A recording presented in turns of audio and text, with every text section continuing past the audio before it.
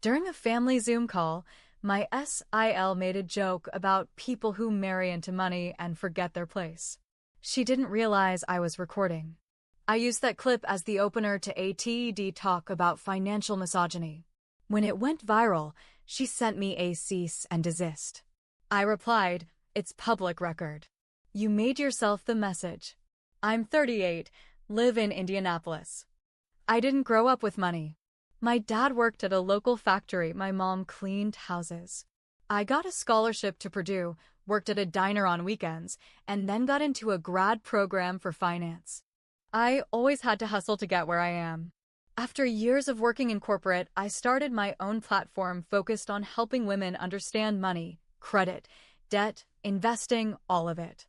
It wasn't flashy, but it made a difference. Slowly, I built up a following.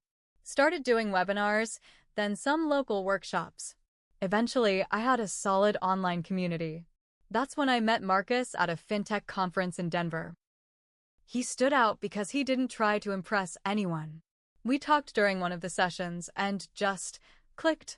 I didn't know anything about his background until later. He comes from a family with real money, not just upper middle class.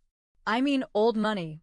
His family has a historical house in Charleston, vacation property in Jackson Hole, and his grandfather's name is on a hospital wing. You get the picture. Marcus didn't care about any of that, which is why I married him. But his family? That's where the cracks started to show. His family has these monthly Zoom calls. Started during the pandemic, but they kept doing them. They say it's to stay close, but honestly, it always felt more like a status update competition. His parents, siblings, in-laws, cousins. Everyone joins. They talk about country club stuff, travel plans, renovations. I kept my camera off most of the time, just listened. Marcus's older sister Veronica was always off with me. She'd smile, say polite things, but you could tell there was something behind her eyes. She has that way of talking where she sounds sweet but always gets a little job in. One Christmas, I made homemade gift baskets for everyone. She looked at it and said, "Oh, how quaint. You really are creative with your budgeting." That's her. Quaint. Budgeting. Like she's trying not to laugh. Still, I never snapped. I was raised to keep the peace. So this one Sunday, we're on the usual Zoom. I had just finished a recorded video for one of my online finance classes, so the recording setting was still on. I didn't even realize it until later. Mid-call, I got a phone call I had to take. Work-related. I stepped out of the room but left the Zoom open. Camera off, muted. While I was gone, someone asked where I went. Then Veronica said this.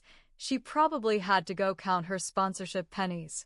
You know how people who marry into money get, they forget their place.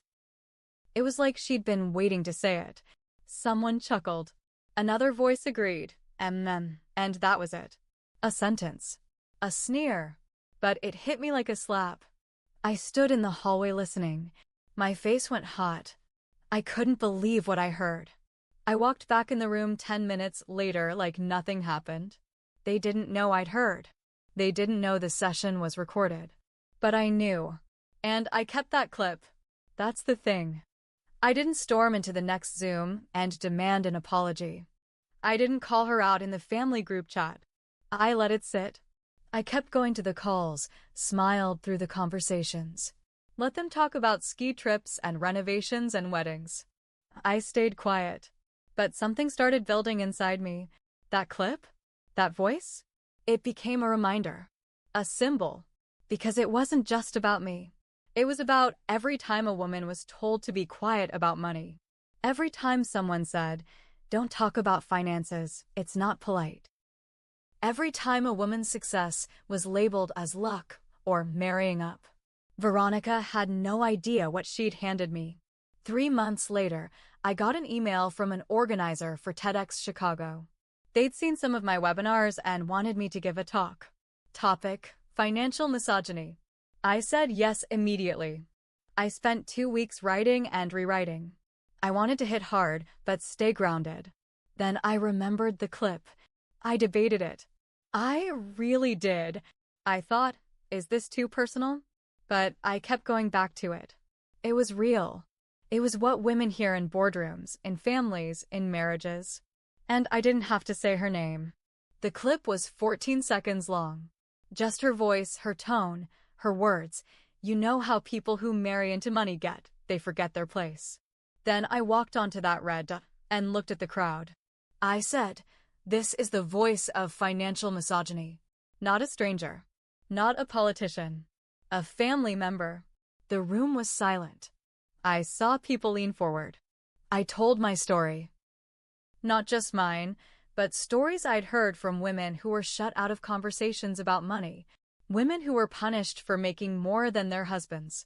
Women told they were too aggressive for negotiating raises. The talk ended with a simple message. We don't forget our place. We build it. It blew up. First local news picked it up. Then national. Women started sharing the clip. Thousands of comments. Then the email came. Cease and desist. From Veronica's lawyer. She said I used her voice without consent. That I embarrassed her. That she was being harassed and recognized by people in her circles. She demanded I take it down, issue a public apology, and pay for damages. I forwarded the email to my lawyer. His reply was short. No visual, no name, recorded in a public family meeting. Public domain. Then I wrote back to her myself. It's public record. You made yourself the message. I never said her name. Never showed her face. But her voice? Her tone? Unmistakable. She still hasn't spoken to me. Hasn't been on a Zoom call since. Her husband called Marcus and said he was sorry. Said it was out of line. Funny thing is, her teenage daughter follows me on Instagram now. Sends me messages about financial tips. She doesn't know what her mom said. Not yet. But one day, she might. And maybe then Veronica will realize, when you try to put someone in their place, you might end up showing the world who you really are. I thought that was the end of it. I really did. After the TEDx video went viral, I stayed busy. My email inbox was flooded with invitations, interviews, podcasts, panel discussions. Women from all over were writing in to share their stories. A lot of them were just like mine. Some were worse. And through it all, I stayed focused on the message. But I should have known it wouldn't stop with a cease and desist. Veronica doesn't like losing control. 2 weeks after my lawyer shut her down, I noticed something strange. My social media accounts, especially Instagram and LinkedIn, started getting flooded with weird comments. Things like, this woman is a fraud. She married rich and now pretends to be self-made. Ask her where her funding really came from. Some had no profile pictures. Others looked fake, new accounts, no followers, clearly bots. But a few were real people. Women I'd never met who seemed to be from Veronica's world. I clicked on one of them. A woman named Paige who followed some of the same people as Veronica. Private school mom circles, yacht club photos, designer bag hashtags. The whole look. That's when it hit me. She wasn't just mad. She was organizing. Marcus got a call from his mother. Not to ask if I was okay. Not to talk about how inappropriate the Zoom comment had been. No, she said. I think maybe it's time. Aya, stop stirring the pot. People are saying things. Veronica's name is being dragged through the mud. I asked Marcus what he said back. He told her she dragged her own name. My wife just turned on the light. That should have been the end of that. But it wasn't. Because then my biggest sponsorship pulled out. A company I'd worked with for over a year emailed me, saying they needed to step back from partnerships that create division. They didn't say it, but I knew. Someone had gotten to them. I later found out Veronica's husband sat on the board of a nonprofit that worked with the same company. It wasn't a stretch. The next family Zoom? Full of fake smiles and tight voices. Veronica wasn't there. But her brother James was, and so was her cousin Thomas. Halfway through the call, Thomas said, "So hey, my name, how's that influencer lifestyle going? Turning family drama into a brand?" I paused. Looked right at the camera. It's going well. When people try to silence you, Sometimes it just makes the message louder. No one said a word for 10 full seconds. Then James mumbled, "Let's move on." I logged off early that day. Marcus stayed on. Said nobody talked for a minute after I left. But they still didn't apologize. Not one of them. Yeah, you read that right. 3 months after the TEDx talk, I got a notice from the IRS about a tip sent in suggesting I hadn't reported my business income properly. They wanted documentation on 3 years' worth of earnings, deductions, everything. I've always done things by the book. I had every receipt, every spreadsheet, every tax return. My accountant was furious. This was targeted. Someone wanted to scare you. He didn't have to say her name. We both knew. That's when I got mad. Not just hurt mad, not bitter mad, real mad. Because this wasn't just shade anymore. This was war. She wanted to ruin my reputation, my business, my livelihood. So I started digging. I remembered the accounts that had attacked me. Some were bots, sure. But others? Real people. And some of those real people had connections. Friends lists, tags, photos. I kept track of names. Took screenshots.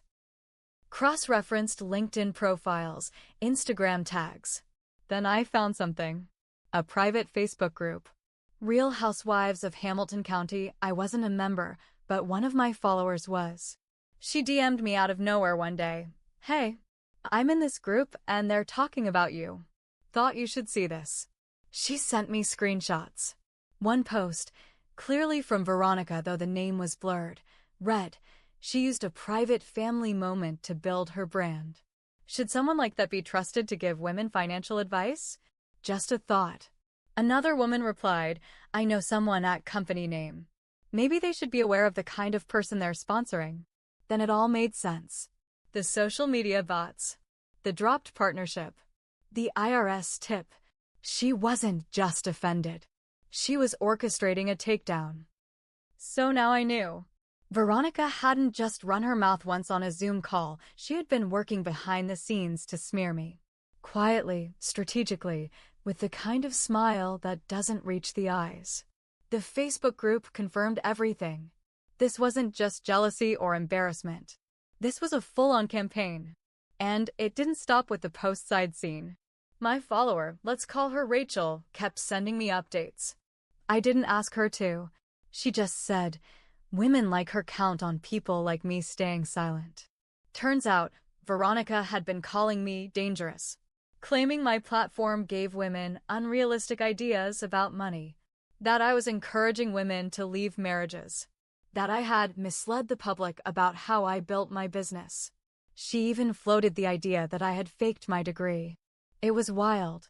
And it would have been laughable, except it was working. The lies were planting seeds in the right ears. So I made a decision. I wasn't going to be reactive anymore. I was going to go public. I called up a friend who worked for a well-known podcast that focused on women, money, and power. I'd been on her show once before, and it had done really well. This time, I told her everything. Not just about the Zoom clip. Not just the cease and desist. I told her about the smear campaign, the social media harassment, the IRS tip, the Facebook group. She listened, then said, "You sure you want to do this?" And I said, "Yes. It's time people saw how far some women will go to tear others down, especially when money and power are involved." The episode was called "When Family Tries to Ruin You, A Financial Feminist Speaks Out." It dropped on a Monday morning. By Tuesday night, it had over 2 million downloads. The episode struck a nerve again. But this time, it wasn't just strangers reaching out. A woman named Tara emailed me from her personal Gmail. She said she used to work as Veronica's personal assistant about 3 years back. Said she'd heard my voice on the podcast and recognized it. Then she wrote, "I know she's targeting you. And I have proof." She attached PDFs, photos, email threads, voice notes Veronica had sent her years ago bragging about manipulating other moms, exaggerating rumors to get people dropped from committees, even getting a woman blackballed from a charity board after a petty disagreement. It wasn't just me. This was her thing. Veronica had made a sport out of destroying other women's reputations if they didn't play her game. And now, finally, I had more than just a voice clip. I had receipts. My lawyer and I reviewed everything Tara sent. He said one sentence that made my stomach drop and my pulse race at the same time. This might be harassment. Possibly even defamation. We drafted a formal letter to Veronica. No threats. Just facts. We laid out the evidence, screenshots, fake accounts traced back to her IP, messages from her old assistant, timelines. We stated clearly, if this continued, we would be pursuing legal options. We gave her a choice. Walk away, or we go public with everything. The letter was sent. 5 days later, we got a reply. Not from her. From her husband's lawyer. It said, my client is unaware of any such behavior and is deeply disturbed by these claims. He will be discussing them privately with his wife. That was the last we heard from him. And that's when the real family cracks started to show. Marcus got a text from his brother James. Veronica's losing it.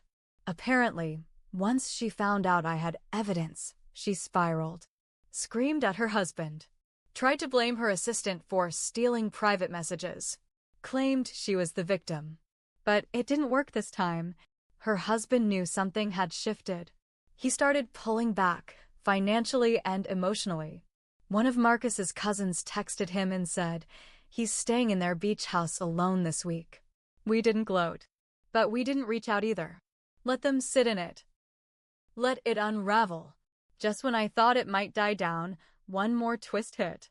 Rachel, my Facebook group insider, sent me a screenshot that stopped me cold. Veronica had posted a long message in the group. Not an apology. A new lie. I've been the target of a jealous campaign by someone who married into the family for status.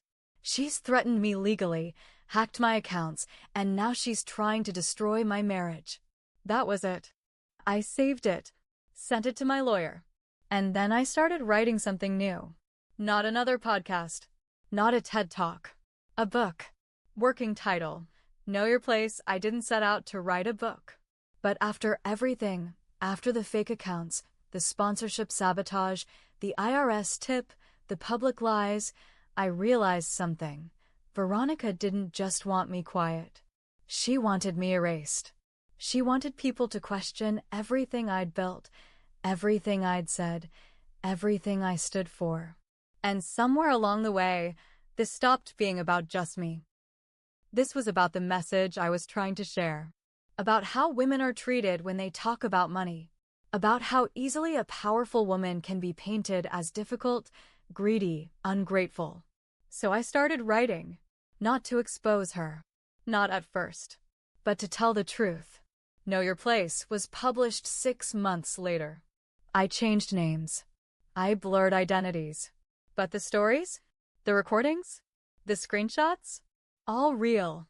I told my side, what it felt like to be the outsider, the target, the woman they all underestimated. And I told other women's stories too. Women who reached out after the TED Talk. Who whispered things they were too afraid to say out loud. I didn't write it angry. I wrote it honest. The book did well. Way better than I expected. Within 2 weeks, it was a bestseller. Within a month, I was on morning shows. By the end of the quarter, it was picked up for international release. And that's when the mask really slipped. Turns out, Veronica's husband read the book. He recognized things. Little things, quotes, conversations, stories only someone close to her would know. She tried to deny it. Told him I was lying, that I made it up. He didn't believe her. He didn't want to anymore. Because while I'd been busy defending myself, he'd been doing his own digging. He found out she had funneled money from one of their joint accounts to pay for social media services, specifically, ones used to launch fake comment campaigns. He found a second phone she'd used for anonymous accounts. He even found out she'd paid someone to write a fake review of my business on a finance watchdog site. He filed for legal separation 2 weeks after the book tour ended. I didn't plan to see her again. But life's messy. A few months later, we were both invited to a birthday party for one of Marcus's nephews. It was at her parents' house, in the backyard. I tried to keep my distance. Played with the kids. Stayed on the edge of things. But Veronica walked straight up to me. She looked thinner. Worn. Her hands shook a little. And she said, "You ruined my life." I looked her dead in the eye. "You did that all by yourself." She didn't cry. She didn't scream. She just stood there. Quiet. Hollow. Then she turned and walked back to her car. She left the party without saying goodbye to anyone. Marcus's mom came up to me an hour later and said, "I'm sorry." First time I ever heard her say it. I won't pretend I did everything perfectly. I used the clip without warning. I turned a private family moment into a public message. I made her voice famous without her face. That's on me. But I've learned something about survival. About silence. Silence might keep the peace, but it also keeps you small. Veronica tried to drag me back into that silence. And in fighting her, I came real close to becoming just like her, focused more on revenge than truth. I almost forgot why I started speaking in the first place. But the women who reached out, the ones who cried during my book signings, who told me they finally left toxic jobs or spoke up to their husbands, they reminded me, this wasn't about taking her down. This was about rising even when they tried to bury you. Marcus and I are stronger than ever. We moved out of the city, closer to the country. I still run my platform, still speak, still write. But I've scaled back a little. I choose peace more often now. Veronica? She's living with her parents. Her husband finalized the divorce 6 months after filing. He kept the house. She lost access to the private trust. Word is, she's taking time for herself. And the rest of the family? Some still avoid me. Some pretend nothing happened. But the truth? They listen now. When I speak, they pause. Because they know what happens when they don't. Because they know. I will press record. You don't get to insult someone, sabotage them, try to ruin them, and then cry victim when they fight back. Veronica tried to make me the villain for telling the truth. But the truth doesn't care about feelings. And I don't forget my place anymore. I own it.